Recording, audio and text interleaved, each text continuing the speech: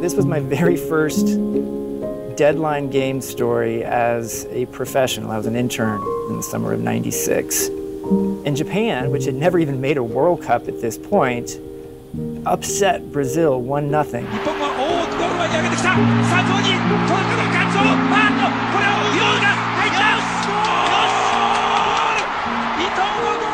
There was a guy who came on as a substitute in that game for Japan named Yoshika Matsubara. Vení, vení. Ah, mucho gusto. Mucho Soy gusto. Grant. Me llamo Matsubara. Mucho gusto. And Matsubara would go on to play all over the world, including for a while in Uruguay, where he learned Spanish. Mira.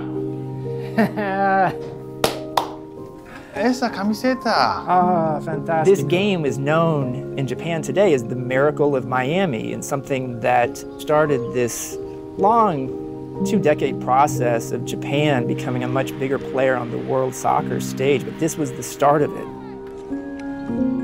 This is a culture where things change all the time. But at the same time, there is a respect for history and what's happened here in the past. I can't wait to get back to reconnect with something from my past. And I think there's lessons that we all can learn from the Japanese game.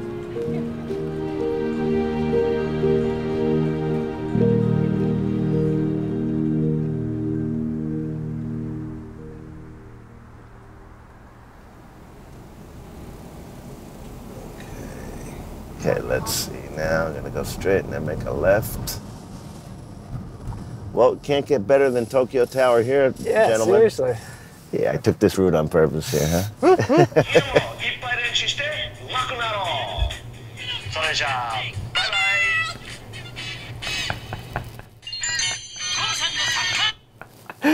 Tom-san is Tom Bayer, an American who lives in Japan. He went there in the 1980s. Didn't think he was going to stay long and ends up staying for more than 3 decades. Becomes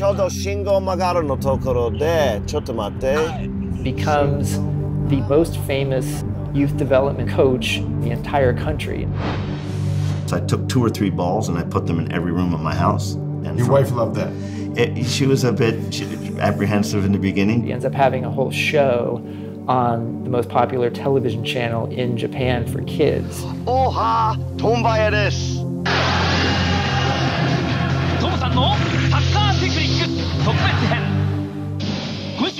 Around the world, wherever I've gone, there's often a resistance to Americans in soccer. Yep. This is a country that hasn't had that much achievement on the men's side. How could they help us? How have you kind of fought against that in a sense, because you are accepted here in Japan as an authority, a real authority? I think it has to do with, a lot of it has to do with the timing of me arriving here in the 1980s. The J-League wasn't even thought about being created. So I got here, I call it the J-League boom or the soccer boom. I got here way before that. And I think also because I paid my dues and I spent so many years in the countryside, I've done over 2,000 events for 500,000 kids here in Japan, right? You know, I was going around doing these events for the grassroots community when I wasn't very well known and didn't have my own soccer corner on TV. But now I'm catapulted into the public sphere on television, and I'm going back to my old network now. And you know, it's just, I'm not seen as someone who came to Japan to try to take advantage of the so-called soccer boom. Yeah. So I think that's where I've been able to kind of, you know, get away from that whole, you know, I am American, you're right. What I think that we've been able to do is just raise the bottom. And when you raise the bottom, it pushes the top. But unfortunately, most countries approach development from the top down. If you don't have that crop that's coming up and haven't mastered the basics, building blocks, you can't develop a player pool such as Japan has now on the elite side. So to me, that's where the big difference and where a lot of countries go wrong. Okay.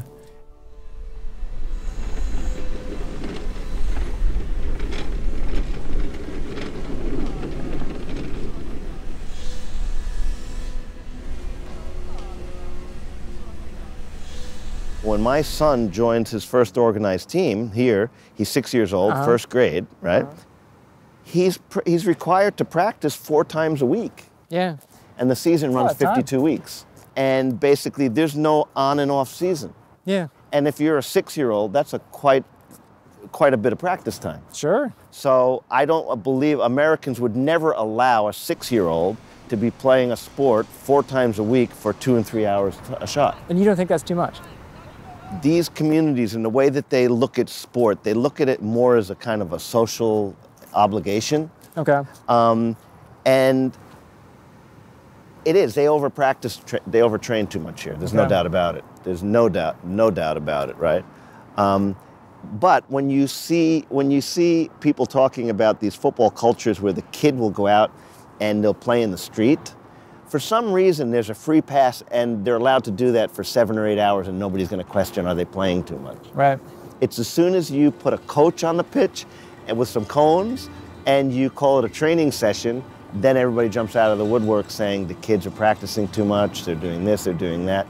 In Japan here, they do overtrain, but at those younger ages, the amount of time that they're spending, they do a lot of other things as well. I mean, they're having team meetings, that's huge here in Japan. Okay. Sitting down, talking, hearing, exchanging ideas. So it's not like they're there for 2.5 hours and they're just like practicing. Now, is that right or wrong? I don't know. Who's that for me to say that the Japanese are doing something wrong, right? With their history of thousands of years. And I can't come here and say, okay, well, this is the way we did it in America, so let's change everything.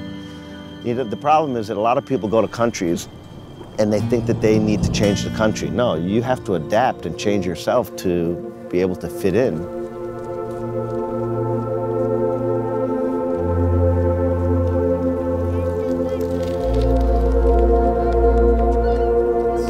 There's just this inescapable energy to this city that you may land and be in a bit of a fog because you've got some jet lag, but you're sort of just trying to gather your bearings and you got all this light surrounding you.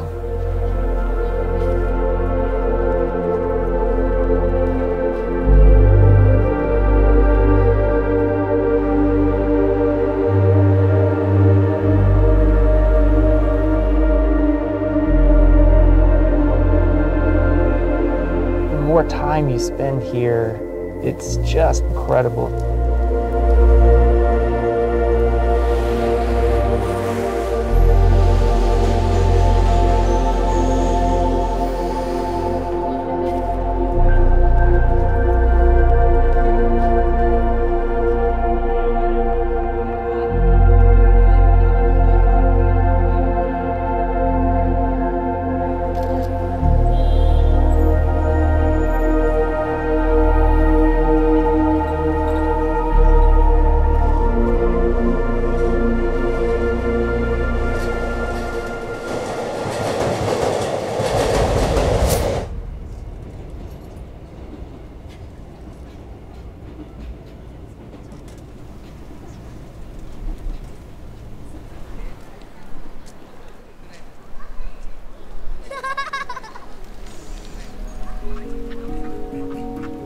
Some giant oysters, jeez.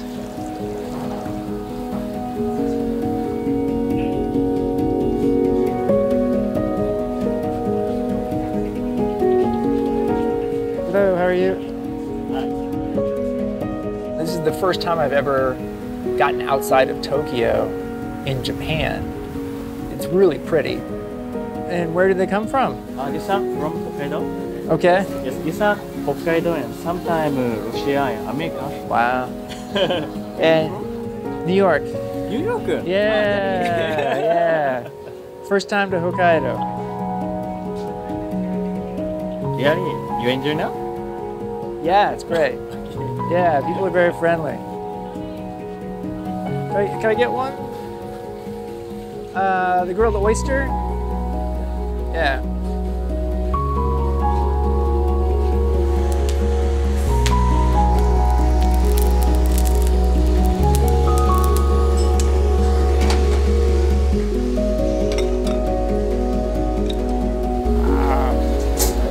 Thank you. Got that? Thank you. I'm a big oyster guy.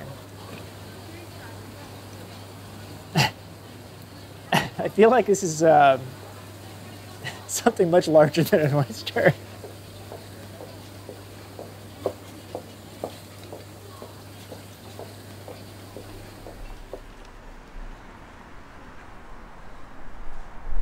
We're about to go see Jay Bothroyd. He's an English player who played for many years in the Premier League and the Championship, but he's been in Japan for the last few years. So I'm really looking forward to meeting him and hearing more about his Japanese experience.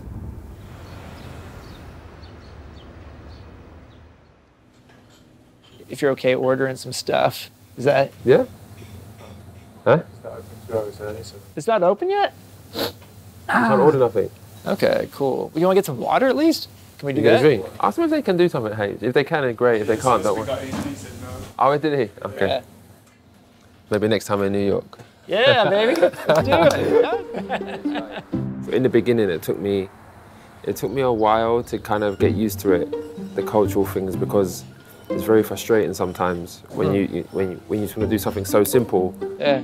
but there's so much rules that you have to do to do what you want to do. Whereas in England, America, places like that, it's just like, oh yeah, go ahead, let's do it this way. To do an online transfer, you've got to go into the bank. Over there you've got to go and see a doctor to get painkillers. Sitting on a bus, you can't use your telephone. And then, really? Yeah, you can't speak. They stop the bus and tell you to be quiet. He told me about that. I haven't been on the bus, but he told me about that. I was shocked. What have you learned about soccer in Japan?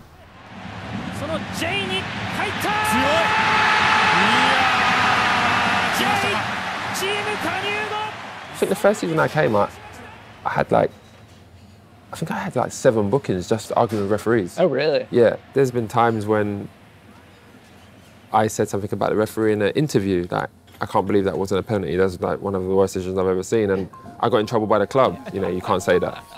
It has definitely been a big learning curve for me, and I'm still learning now. I think the thing about me is that I'm happy and I'm willing to learn, where some people might not be willing. There's some foreigners that just don't want to. They're like, kind of, their stance is, I'm here, I'm me, take it or leave it kind of thing. But for me, I've always been that person that when you go somewhere, when you go onto someone else's shores, if there's, rules, you have to try and respect the rules, because at the end of the day, they're paying your wages, they're giving you a good living, you have to kind of respect that as well.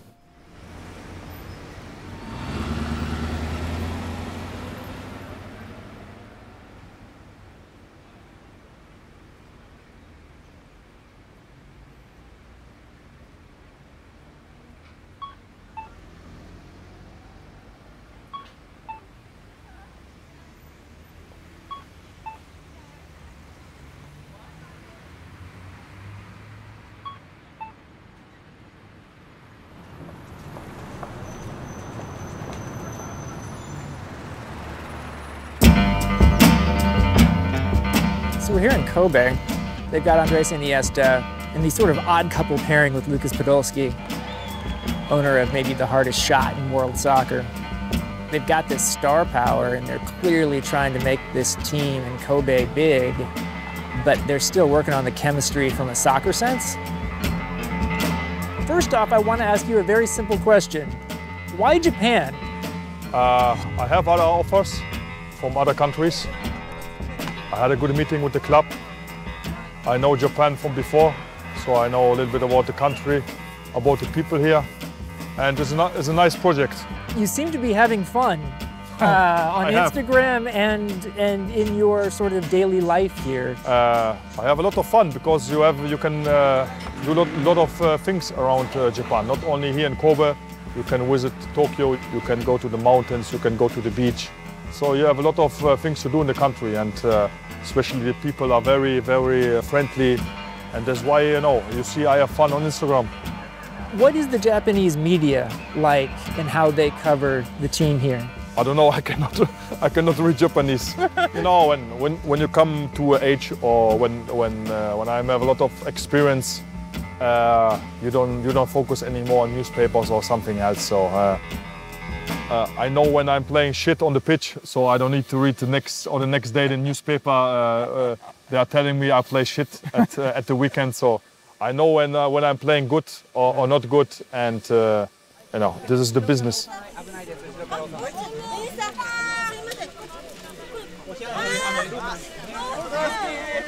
But I think when you see the Japanese national team, they're doing well in the World Cup. So I think they have a good standard. Of course, we are not talking about the Premier League or about the Bundesliga. It's a different class, but this league is good. The atmosphere is great. On the pitch could be better, but I learn a lot of things outside. I meet a lot of people, and this is sometimes great as well. Thank you so much, my man. No problem. Really appreciate it. Thank you. What's your story here? How long have you been here in Japan? I've been here now almost 10 years. I came in 2009. Initially, the aim was to kind of write a book, spend a year, travel around and do a book kind of comparing Japanese football to English football. And then 1 year became 2, and then 4, and then now I've been here 9, and gradually it's kind of snowballed from there. It does strike me a little bit here that the community aspect of the teams is really strong, and that reminds me especially of Germany and the clubs there, a little bit of Europe in general, and not so much the United States and the idea that these are businesses. Yeah, well, that's exactly what the J-League did in the very beginning. When they were business, there used to be business teams, so it would just be the Mitsubishi team or the Nissan team. When the J-League began, they looked to leagues in Europe and in South America, and they realized if you want to have fans come in, you need to give them something to relate to. So they banned pretty much, there's a few clubs that have kind of skirted around it a little bit. Even Urawa, the Red Diamonds, is from the Mitsubishi logo. Okay. So there's a couple of clubs that kind of skirted around it, but essentially it was you have to have a city or a town name, you have to have a hometown. They have to prove each year that they're making certain contributions in the hometown, and all these kind of things are really important. Kobe is an interesting one because they are the Rakuten club. Iniesta is there now, Podolski is there now. They're spending a lot of money on these players, which is not necessarily coming from the club, but it's coming from Rakuten and is being used a lot in terms of to market the club. And now people around the world have heard of Vissel Kobe, which is kind of what they want. Results on the pitch haven't transferred yet because there's no kind of core philosophy, is what I would say. So now they're selling out every game because people want to go and see Iniesta, which is understandable. Anywhere around the world, you'd want that. There's less of a, for me, I'd say there's less of a kind of connection. They've still got fans, but now if you went to watch a game there and there's 30,000, half of them maybe weren't there before he came, and they might not necessarily be there after he's gone. Then it's good because the J-League is so fair. It's nice to see a club kind of circumventing the rules, if you like, and bringing in a player of that quality to kind of sort of unlevel the playing field, if you want, and make there's a big club that teams now want to beat.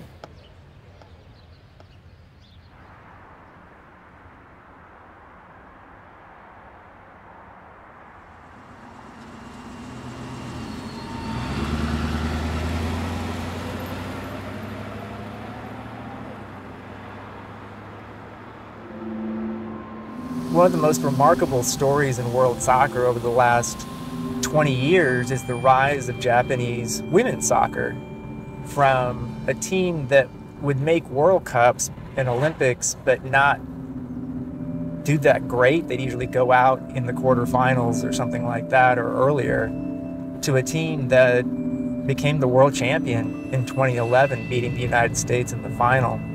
So I'm curious to see if the success of the Japanese women's national team has made it easier for players to make a living in the sport here.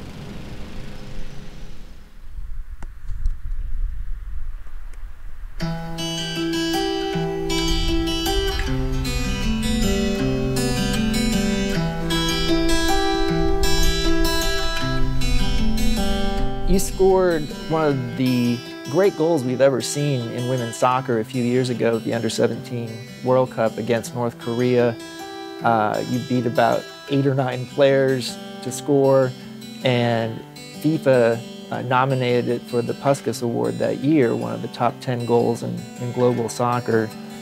What do you remember about scoring that goal? 横山1対1同点。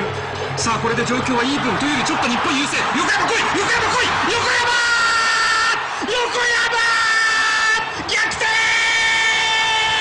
日本逆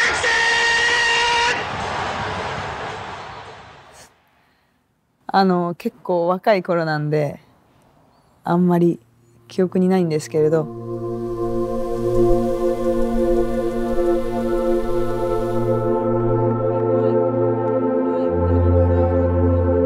What is your story with Kumi? How many years have you worked with her, and what kind of player is she, in your opinion?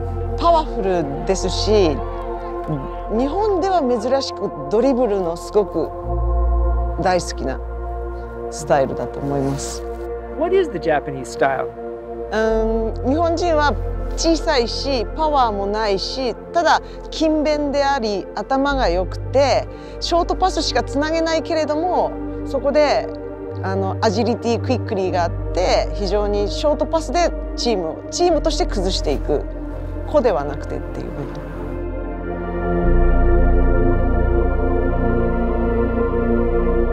After winning the World Cup, did the feelings of the public in Japan toward women's soccer change at all? すごくファンが増えたっていうか、試合を見に来てくださる人がすごく増えたなっていうのは思いましたし、多くて1万人近くの観客が入ったのですごいなとは思いました。It seems like people welcome the idea of women playing soccer professionally. They support the women's national team. It's not that way in every country around the world, including some soccer countries. Do you get the sense that women's soccer gets supported well here in Japan? そうですね。正直プロになれるのも数人なので、本当に今じゃあ自分のチームでも自分含めて2人しかいないですし、まだまだ女子サッカーへの力っていうのは足りないなっていうのは感じてます。You were the first woman to pass the Japanese Federation's coaching course. What has changed in Japan for women's coaches? Is it something that is more common now? 私が取ったのが2006年、7年。そこからでもまだ10人しか、保持者はいないですね。You played in the first Women's World Cup in 1991 in China. What do you remember from that tournament and what that was like compared to the Women's World Cup today?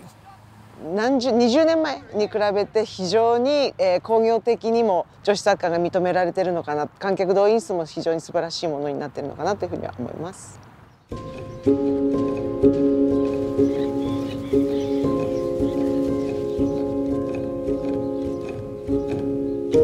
What we've seen is just a real improvement across the board in terms of Japan's competitive level and technical skills, and just the number of players being produced.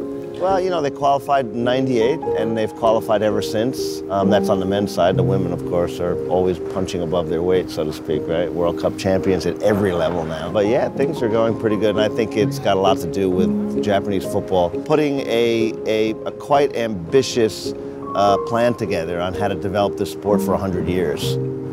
And as you know from being here in Japan, everything is quite organized here, quite precise, things run on time, and they seem to hit the benchmarks when they seek to do so. It's a little bit of a travel down memory lane for you, huh?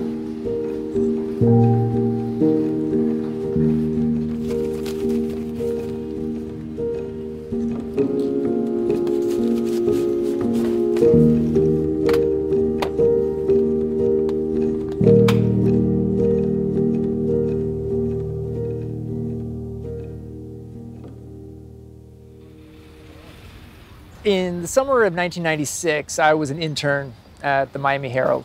I had just graduated from college. I was 22 years old. And literally the first assignment I got was to cover Brazil-Japan in Olympic soccer at the Orange Bowl. This was an amazing Brazil team. This was basically their '98 World Cup team, except 2 years younger. They were playing Japan, and nobody knew who any of these guys were. They had never qualified for a World Cup at that point, and it was scoreless until 72nd minute, and Japan, very much against the run of play, but still gets a goal.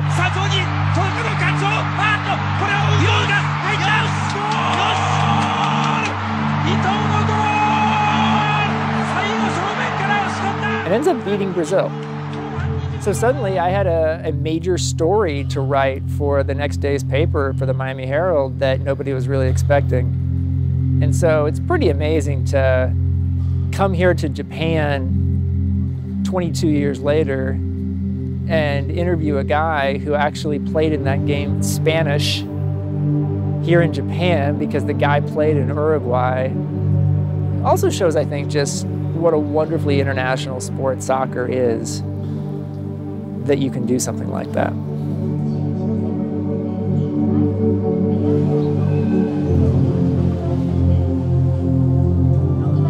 Mira,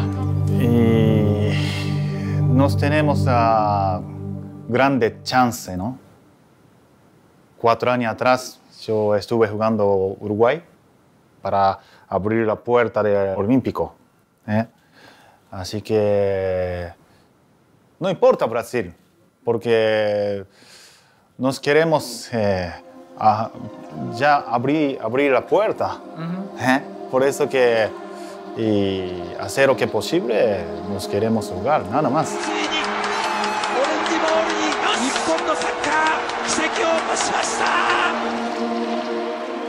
El crecimiento del fútbol japonés con los hombres, con la sección femenina también. Me parece mucho que los jugadores tienen cosas técnicas que son muy buenas dentro de la cancha. ¿Hay algo que es japonés sobre esto? Sí, tipo fundamental, nuestro fundamental es técnica, ¿viste? Por eso que es muy habilidoso, ¿no?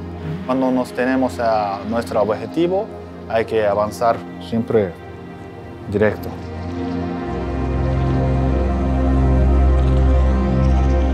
Tom Bayer, el americano que vive en Japón para más de 30 años.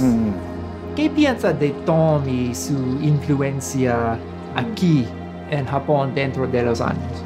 Seguro que su como calidad de enseñanza es muy buena. Él sabe cómo es cultura japonesa y yo soy de Estados Unidos de América, no está agrandado. Siempre está muy humilde y él es nuestro maestro. Sí. Formación de jugadores, importante, ¿no?